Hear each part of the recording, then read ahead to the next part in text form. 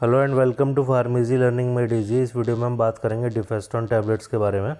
तो total 10 mg की strength में टैबलेट आती हैं और अबाउट इनको बनाता है। तो अब बात करेंगे इस टैबलेट की कंपोजिशन की। तो ये जो टैबलेट है ये फिल्म कोटेड टैबलेट होती है और इसकी हर टैबलेट में डाइड्रोजेस्टेरॉन होता है 10 मिलीग्राम। इसके अलावा ये जो टैबलेट है इसको 25 डिग्री सेल्सियस से नीचे के टेम्परेचर पर स्टोर करके रखना चाहिए। तो जो डिफेस्टॉन टैबलेट जो होती हैं एक फीमेल हार्मोन है जो कि महिलाओं के जो मासिक धर्म होते हैं जिसको मेंस्ट्रुअल साइकिल बोलते हैं, इस दौरान ये ओवरी से जो एग यानी कि जो अंडा होता है जब रिलीज़ होता है उस एग रिलीज़ होने की प्रक्रिया को ये नियंत्रित करता है। मतलब ये मेंस्ट्रुअल साइकिल जो होती है उसको ये कंट्रोल करता है। तो जैसा कि हम जानते हैं ये जो टैबलेट है इसका एक्टिव कॉन्स्टिट्यूएंट है वो डाइड्रोजेस्टेरॉन है। तो डाइड्रोजेस्टेरॉन होता है ये एक सिंथेटिक प्रोजेस्टेरॉन हार्मोन होता है। तो जैसा कि हम सबको पता है कि प्रोजेस्टेरॉन जो हार्मोन होता है ये महिलाओं के शरीर में पाए जाने वाला एक हार्मोन होता है जिसका काम जो महिलाओं का जो मासिक चक्र होता है उसको नियंत्रित करना होता है। इसके अलावा ये प्रेगनेंसी बियर करने में यानी गर्भ धारण करने में भी मदद करता है। इसके अलावा प्रेगनेंसी अगर हो जाती है तो प्रेगनेंसी को बना के रखने में प्रेगनेंसी को ये सपोर्ट करता है। इसके अलावा जो डिफेस्टॉन टैबलेट होती हैं इसमें पाया जाने वाला प्रोजेस्टेरॉन जो होता है गर्भाशय की जो दीवार जो होती हैं उनको ये संभावित प्रेगनेंसी के लिए ये तैयार करता है, उनको थिक करता है। इसके अलावा जो मासिक चक्र होता है यानी मासिक धर्म जो होता है जिसको हम मेंस्ट्रुअल साइकिल बोलते हैं, इसके अलावा जो डिफेस्टॉन टैबलेट होती हैं वो किसी महिला में बार बार होने वाले जो मिसकैरेजेस होते हैं, किसी महिलाओं में कभी कभी मिसकैरेज यानी गर्भपात होते रहते हैं ना, लगातार गर्भ उनका ठहरता नहीं है, तो इस समस्या को दूर करने में भी ये कारगर होता है। इसके अलावा जो डिफेस्टॉन टैबलेट होती हैं ऐसी महिलाएं जिनका गर्भ नहीं ठहर रहा है, किसी भी वजह से बार बार गर्भपात हो जाता है, उनको ये सफलतापूर्वक एक गर्भवती होने में या गर्भ ठहरने के उनके अंदर ये संभावना को बढ़ा देता है।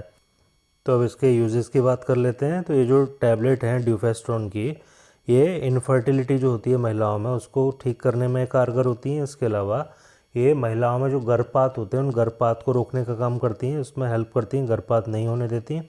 इसके अलावा डिसफंक्शनल यूटेराइन ब्लीडिंग का मतलब होता है जब ये एक प्रकार की एबनॉर्मल ब्लीडिंग होती है, अनएक्सपेक्टेड ब्लीडिंग होती है, मतलब जब पीरियड नहीं होता उसके बावजूद भी ये ब्लीडिंग हो जाती है। तो अगर किसी महिला का जो मासिक चक्र है जो मेंस्ट्रुअल साइकिल है वो डिस्टर्ब हो गई है आगे या पीछे, तो ये उसको रेगुलर करने में मदद करता है। इसके अलावा डिस्मेनोरिया, जब पीरियड्स होते हैं तो पीरियड्स में महिला को उस समय काफ़ी ज़्यादा पेनफुल होता है, उस कंडीशन को डिस्मेनोरिया बोलते हैं। इस कंडीशन के ट्रीटमेंट के लिए इस टैबलेट का इस्तेमाल किया जाता है। इसके अलावा एंडोमेट्रियोसिस एक ऐसी कंडीशन होती है जिसमें गर्भाशय के अंदर पाया जाने वाला जो टिश्यू है वो गर्भाशय के बाहर ये ग्रो करता है, इस कंडीशन को एंडोमेट्रियोसिस बोलते हैं। इसके अलावा तो इस टैबलेट का इस्तेमाल महिलाओं में होने वाले थ्रेटेंड एंड हैबिचुअल अबॉर्शन के ट्रीटमेंट में किया जाता है। तो जो थ्रेटेंड अबॉर्शन और जो हैबिचुअल अबॉर्शन होते हैं ये प्रोजेस्टेरॉन हार्मोन की जो कमी होती है जिन महिलाओं में उनमें ये कई बार ये देखने को मिलते हैं। तो ये जो प्रोजेस्टेरॉन हार्मोन होता है जब इसका लेवल बढ़ जाता है तो इसकी वजह से ये थ्रेटेंड अबॉर्शन और हैबिचुअल अबॉर्शन के केसेस में कमी देखने को मिलती है, तो इसके लिए ये टैबलेट दी जाती है। अब जो थ्रेटेंड अबॉर्शन होता है उसका मतलब ये होता है कि ऐसी महिला जो कि गर्भवती तो होती है लेकिन उसके 20 हफ्ते पूरे होने से पहले पहले उसका गर्भ जो है गिर जाता है, उसका अबॉर्शन हो जाता है। और हैबिचुअल अबॉर्शन का मतलब ये है कि महिला कंसीव करती है लेकिन बार बार जल्दी जल्दी उसका अबॉर्शन होता रहता है। तो इसके सबके ट्रीटमेंट के लिए जो डिफेस्टॉन टैबलेट है इसको दिया जाता है। तो इस टैबलेट का इस्तेमाल प्री मेंस्ट्रुअल सिंड्रोम यानी पीएमएस के ट्रीटमेंट में किया जाता है। तो प्री मेंस्ट्रुअल सिंड्रोम का मतलब ये होता है जब मासिक आने वाला होता है महिलाओं में, तो उससे पहले महिलाओं में मूड स्विंग्स देखने को मिलते हैं, उनके जो ब्रेस्ट होते हैं वो कठोर और उनमें दर्द होता है। इसके अलावा उनकी फूड के प्रति क्रेविंग्स बढ़ जाती है, कुछ स्पेशल फूड के, वो थकान महसूस करते हैं, उनमें इरिटेबिलिटी चिड़चिड़ापन होता है, डिप्रेशन होता है, उनके शरीर में दर्द होता है या फिर पेट में दर्द होता है। इस प्रकार की जो कंडीशंस होती हैं इनके ट्रीटमेंट में इसको प्री मेंस्ट्रुअल सिंड्रोम कहा जाता है, इसके ट्रीटमेंट में डिफेस्टॉन टैबलेट्स का इस्तेमाल किया जाता है। तो अब इसके डोजेस की बात कर लेते हैं। तो अलग अलग कंडीशंस के लिए अलग अलग डोज होती हैं। जैसे कि जब पेनफुल मेंस्ट्रुअल साइकिल होती है, महिला को जब मेंस्ट्रुअल साइकिल के दौरान दर्द होता है या फिर उसके पीरियड जब होते हैं डिस्टर्ब हो जाते हैं, रेगुलर हो जाते हैं, तो साइकिल के 5वें दिन से साइकिल के 25वें दिन तक 10 mg टैबलेट डेली दिन में 2 बार। अब इसके अलावा जो एंडोमेट्रियोसिस जो कंडीशन है इसकी वजह से भी पीरियड इरेगुलर हो सकते हैं। इस कंडीशन में मैंने आपको बताया था कि जो टिश्यू होता है जो कि जनरली जो यूट्रस के अंदर होता है वो यूट्रस के बाहर ग्रो करना शुरू कर देता है। तो इस कंडीशन के ट्रीटमेंट के लिए 10-10 mg की 2 गोलियां दिन में 2 से 3 बार दी जाती हैं साइकिल के 5वें दिन से 25वें दिन तक।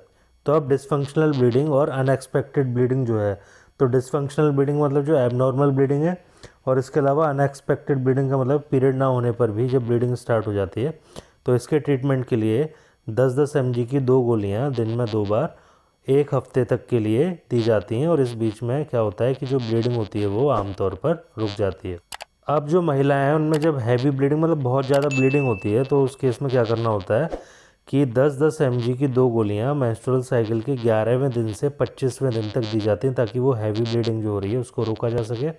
इसके अलावा सेकेंडरी एमनोरिया, तो सेकेंडरी एमनोरिया का मतलब ये होता है कि जो महिला होती है जब उसके 3 या 3 से ज़्यादा जो पीरियड हैं वो मिस हो जाते हैं, नहीं आते, उनकी ब्लीडिंग नहीं होती, तो इस कंडीशन को कहा जाता है सेकेंडरी एमनोरिया।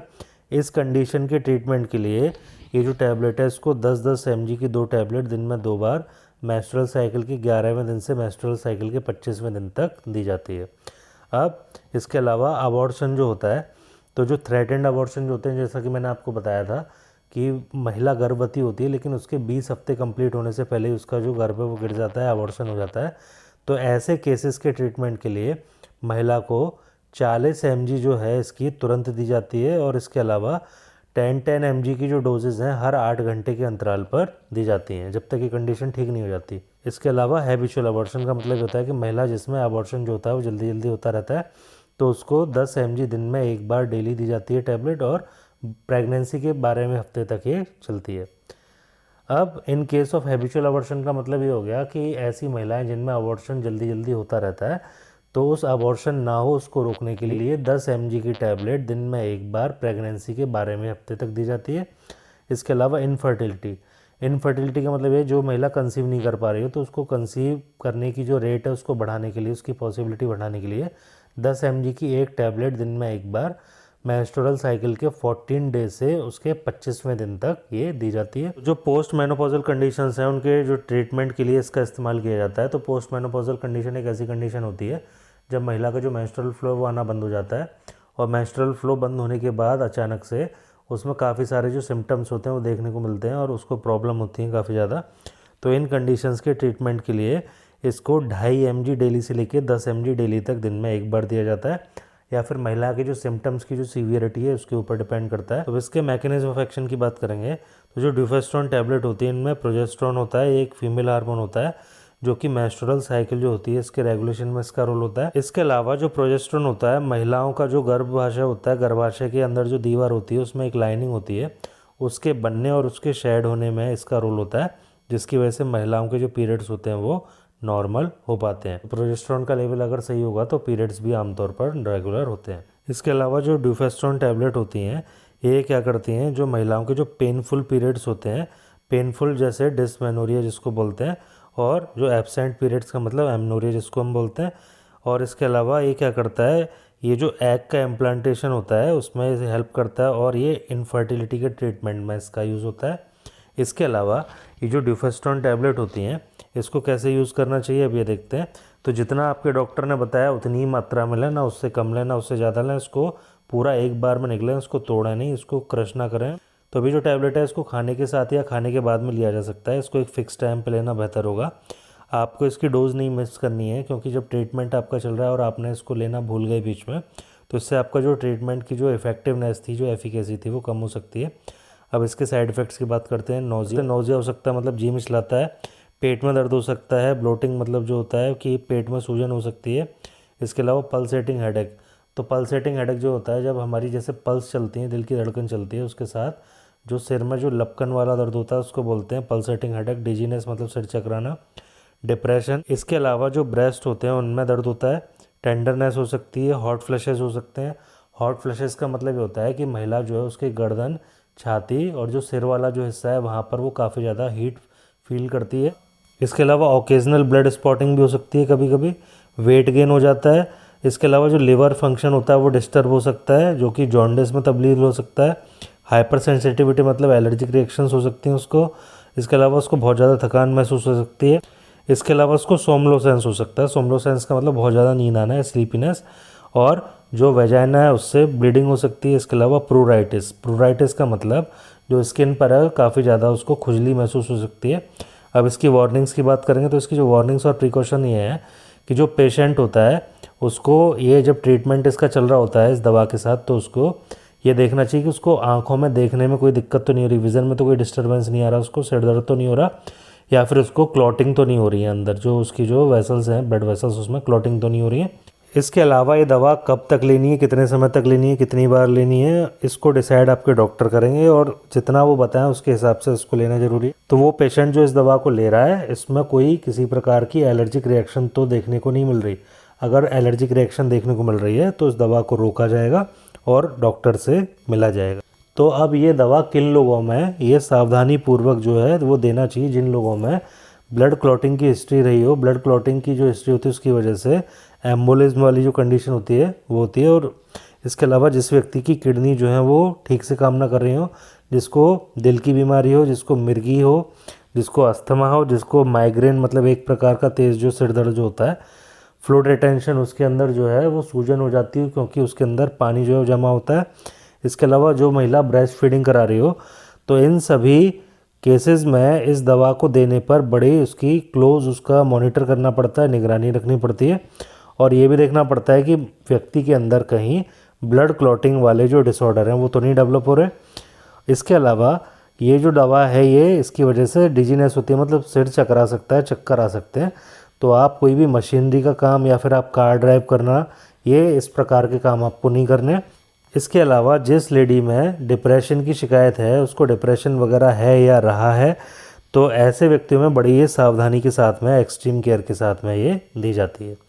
इसके अलावा कॉन्ट्राइंडिकेशन का मतलब अभी किन को नहीं लेनी चाहिए, तो ऐसी महिलाएं जिनको अनयूजुअल मतलब वेजाइनल ब्लीडिंग होती है, मतलब जो नॉर्मल नहीं है, मतलब पीरियड्स के अलावा जो अनयूजुअल वेजाइनल ब्लीडिंग होती है उनको ये नहीं लेनी चाहिए। इसके अलावा जिसको ब्रेस्ट कैंसर है ना, या फिर यूट्रस कैंसर है, उस कंडीशन में इसको नहीं लेना चाहिए। इसके अलावा कोई महिला जो है एस्ट्रोजन के साथ में प्रोजेस्टेरोन का ट्रीटमेंट जिसका चल रहा है ऑलरेडी पहले से, उसको ही नहीं लेनी चाहिए। अब इसके कुछ सब्स्टिट्यूट्स की बात कर लेते हैं। तो डाइवर्ट्रोन जो है इसको जैक्सन पाल फार्मास्यूटिकल बनाता है, ड्रोगिना इसको मैनकाइंड फार्मा बनाता है, और डाइड्रोलेडी इसको सिप्ला बनाता है, और ल्यूपी होप को बनाता है ल्यूपिन। तो आई होप आपको वीडियो का कंटेंट पसंद आया होगा। अगर वीडियो पसंद आई तो वीडियो को लाइक करें, अगर लगता है कुछ नया सीखने को मिला तो चैनल को सब्सक्राइब करें, वीडियो को ज़्यादा से ज़्यादा शेयर करें ताकि ये और भी कोई इससे बेनिफिट उठा सके। आप हमारे चैनल को सब्सक्राइब कर लें और बेल आइकन दबा लें ताकि आगे आने वाली हर एक वीडियो का नोटिफिकेशन आपको सबसे पहले मिले। और आप हमारे चैनल की जो प्लेलिस्ट है वहाँ पर जाके जो मेडिसिन से रिलेटेड अन्य हमारी वीडियोज़ हैं उसको देख सकते हैं। इसके अलावा हमने इस वीडियो के डिस्क्रिप्शन में आपको अन्य वीडियोज़ के लिंक जो है वो दे रखे हैं।